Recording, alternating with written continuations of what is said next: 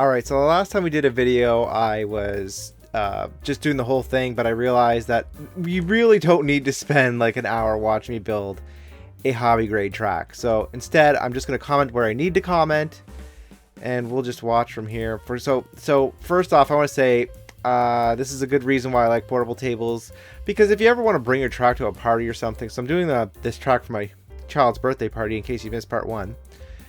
The foldable tables are great because now I didn't need to like make a wooden table up or jimmy something up, and having a second person do this helps even when they're on the phone. So here we realized that the tables are actually too big, so my original track plan wasn't going to work.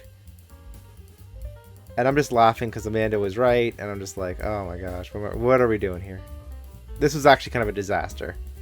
I knew I could shorten it, but I wasn't aware of how short it was going to be.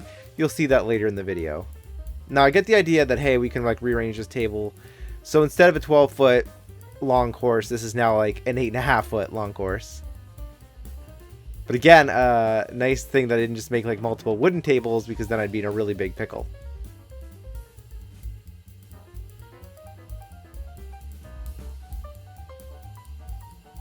Tell me what you guys prefer, if you prefer the shorter format, if you would have liked to see the whole thing.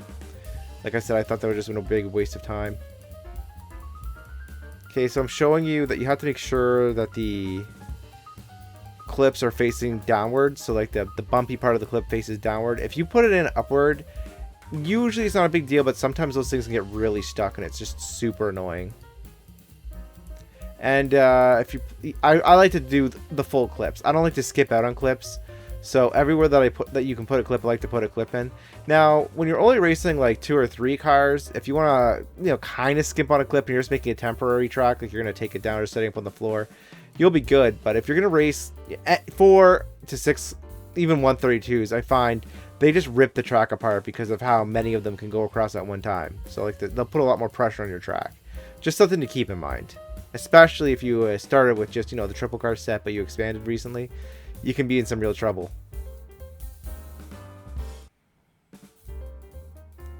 Oh, yeah. So here I am. I'm angling the track to fit it in with the borders instead of redoing the whole track plan. Well, I probably could have just played with it if I wanted to, but I was like, no. Again, I wanted this to just be a quick and easy job. This wasn't easy. This wasn't too quick. Now, if I was, if you want to make a slot car track at home, right, and you want to use temporary tables and you can't leave it out all the time, this will be quick if I was going to just keep the same design, because the Carrera track will hold its shape. Putting it away was actually really easy. It's just, building it initially is always hard. So I suggest, if you're not going to keep it out fully, buy a tote or something, or, slide it underneath the couch, or as long as your couch isn't a reclining couch, or somewhere it's not going to get hurt. And you can store it and then just put it out. Like I would break this track into maybe like 4 different sections, 4 or 5, and reset it up if I didn't have room for it and I was going to have friends come over or something. Just put the tables out, throw the track out, super quick. So here I'm pointing out to the lane changer. So I was saying before in the other video, you have to make sure you just have like an out to in and an in to end to out. And you'll see, I think I put them side by side here.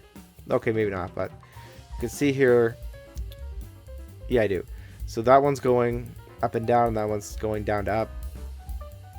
And as long as you have that, you'll be able to pass each other. So that's all you need to do if you're going to be using just 2 curve lane changers. And when you're using a small track like this, I actually do suggest the 2 curve lane changes instead of the double. And I'm a big advocate that all you need is just 2 double lane changes. But the thing about the double lane changes, you really need like a straight section in front of it for it to work correctly. Same with the curve lane changers, but the curve lane changers, right, they start your turn. So you actually need less room for them to work. Like, they're more flexible in where you can put them. The double lane changer, not so much. Amanda's going to test the height of the bridge she's setting up. Pushing a car underneath. Remember, if you're going to be doing like the slot car trucks or 124s, to set that bridge a little higher than what she has. Give yourself a little slack. You don't need to go too crazy, but you're going to want to have a little slack in your bridge height, I should say. And another thing is I like to set up the supports so that the whole turn kind of leans inward a bit. It kind of like banks a little bit more inward. It's just better that way. It gives the cars more speed. Otherwise, they're just going to fly off. You really don't want to have it going the opposite way. You know what I mean? Like banking outwards, because then the car's just going to come off. Testing the height again, because we adjusted the angle of the turn. So you see she's doing a gradual incline. You don't necessarily have to do this. Although, it can help you avoid an awkward bump. Like sometimes, like the track can kind of sag with the weight of the cars. Setting up the incline to the bridge will gradually help. It just gives it more support. You know what I mean? It's not going to be bouncing around nearly as much. You see, you're kind of testing the firmness. You don't need to go that far. Here I am throwing the catch fence. Oh yeah. So I didn't have enough catch fence to go around the whole table. So I was only putting it into certain sections. That would be where so if all your track direction, put it at the end of curves. Give yourself a nice wide net.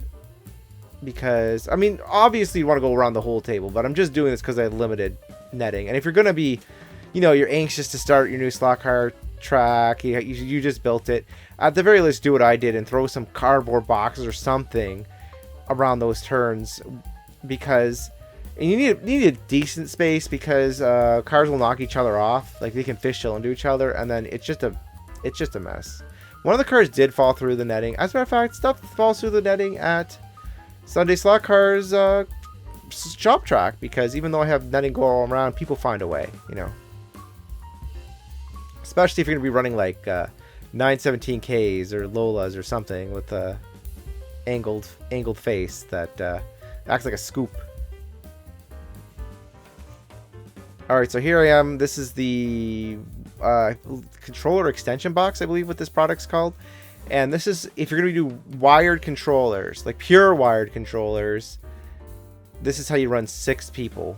You control the base control unit can do 4 wired controllers.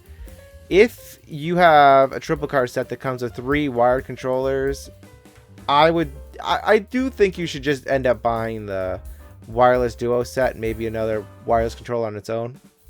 You can mix up to 3 wired and 3 wireless controllers together.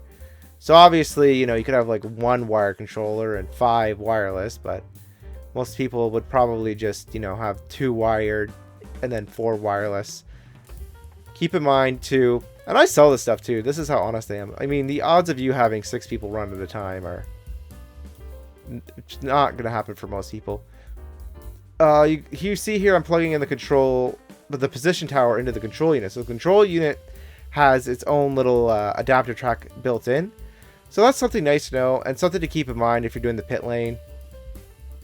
You might want to put the pit lane somewhere else if you want to have the control unit's ports for your other digital accessories, which you might in some cases. I have the controllers labeled for each slot. So when you're hooking up your controllers, there's like one weird spot where, if you're doing wireless controllers, even if you're doing wired, sometimes 2 controllers can be on the same band. I think controller like 5 is the weird one. Yeah. So the last 2, if you put in a wireless set duo or the wireless extension box, controller port 3 on the control unit's actually 5, and then the last one turns from 4 to 6.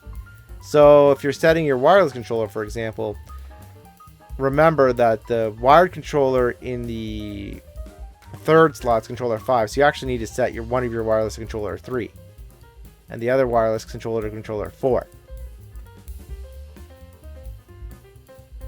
It's gonna be a really rare case. You know, that might be information overload. Just ignore it. If you're having trouble, the car seems to be going, stopping, and you're using wireless and wire controllers, go back, watch that part of the video.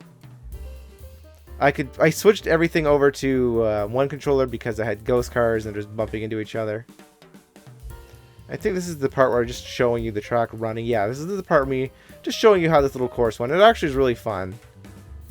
I might do a part 3 of this video showing the kids playing with it. I'll have their faces blurred, but you can see here, it was a fun little course. I had the speed turned down. It just kind of, it really showed me that you can have fun with digital in a small space. I was always an advocate that you need to have at least a 5 by 12.